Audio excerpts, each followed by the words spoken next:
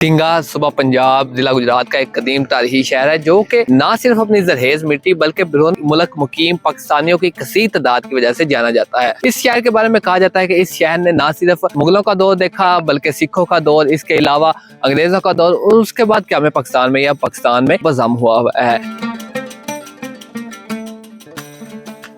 डिंगा के नाम के बारे में मुख्तलिफ रवायात हैं। कुछ मौरखीन कहते हैं कि डिंगा का नाम एक डिंग बलादरी की वजह से रखा गया जिसने इसको बात, और कुछ लोग कहते हैं कि यहाँ का एक मुकामी राजा या महाराजा जो कि डिंग कबीले से ताल्लुक रखता था उसके नाम पर इसका नाम डिंगा रखा गया। कुछ मौरखीन इसे कहते हैं कि ये डिंगा था, फिर तब्दील हो कर ये अब डिंगा बन गया है, लेकिन हकीकत में इस बात के कोई तारीख में असरात नहीं मिलते कि ये वाकई डिंगा था या फिर इसका नाम तब्दील होकर डिंगा हुआ है।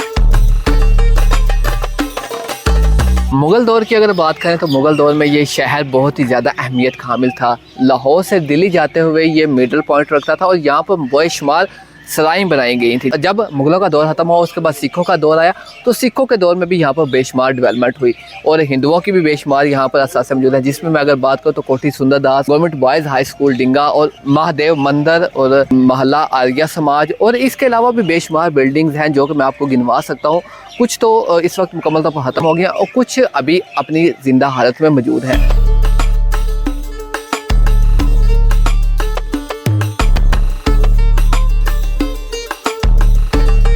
1849 में जब अंग्रेज़ों ने बाकायदा तौर पर पंजाब पर कब्जा किया तो इस एरिया की तजारती अहमियत में मज़ीद इजाफा हो गया।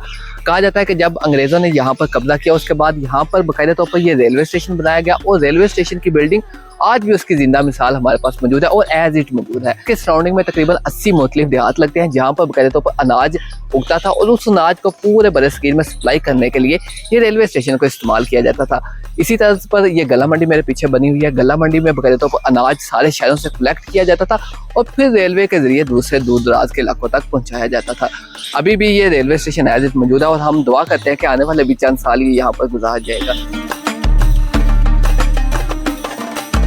1947 में जब बरसगीर की पार्टीशन हुई, पार्टीशन के बाद डिंगा शहर में बेशुमार जो लोग थे वो हिंदू और इसके अलावा सिख बरादरी से ताल्लुक़ रखते थे जो कि यहाँ से माइग्रेट करके इंडिया चले गए और यहाँ पर उनके असरात अभी भी यहाँ पर मौजूद हैं।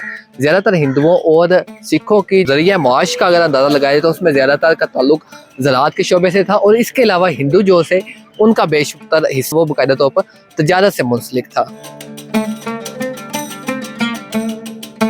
जदीद दौर की बात करूं तो 1947 के बाद डिंगा में ज़राअत, तजारत और हुनरमंदी को फ़रोग़ दिया गया।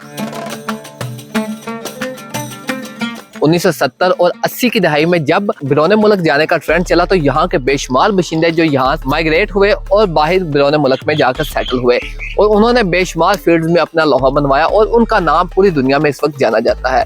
इस शहर की अगर इकॉनमी की बात करूँ तो इस शहर में बाकायदा तौर पर 4 मेन बाजार हैं। कहा जाता है कि लाखों डॉलर हर माह पाकिस्तानी जो ओवरसीज हैं वो इस डिंगा शहर को बेचते हैं, कुछ हवाला के जरिए बेचते हैं और कुछ मनी एक्सचेंजेस के जरिए यहाँ पर बेचते हैं।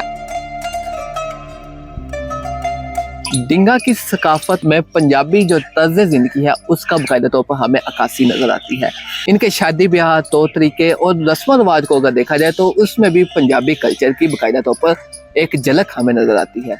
डिंगा शहर तरक्की की राह पर गामजन है और यहाँ पर मुख्तलिफ स्कूल्स, हॉस्पिटल और मुख्तलिफ इंफ्रास्ट्रक्चर को काफ़ी हद तक डेवलप कर लिया गया है, लेकिन अगर तरक्की की बात करें तरक्की के साथ मुख्तलिफ चैलेंजेस का भी सामना करना पड़ रहा है, जिसमें सेहत और इसके अलावा रोज़गार के मौक़ों में कमी की बाइस हम आने वाले दिनों में ये एक्सपेक्ट कर सकते हैं कि बहुत सारे लोग यहाँ से माइग्रेट कर देंगे। अगर इन चीज़ों पर तवज्जो दी जाए तो नो डाउट डिंगा एक मिसाली शहर बन सकता है। डिंगा सिर्फ एक शहर नहीं बल्कि एक तारीख की एक जिंदा मिसाल यहाँ पर मौजूद है और इसके अलावा सकाफत की भी यहाँ पर हमें अक्कासी नजर आती है। डिंगा नो डाउट आने वाले दिनों में तरक्की करेगा। यहाँ के लोग अपनी मेहनत, जफाकश और मोहब्बत की वजह से जाने जाते हैं। डिंगा शहर की बहुत सी चीज़ें मशहूर हैं, उन पर हम आने वाली वीडियो में बात करेंगे और इसके अलावा जो डिंगा की हिस्टोरिकल बिल्डिंग्स हैं उनके मतलब भी आने वाली वीडियोज़ में बात करेंगे। तो तब तक के लिए इजाज़त दीजिए, इंशाल्लाह आपसे मुलाकात होती है फिर किसी वीडियो में। तब तक के लिए अल्लाह हाफिज़।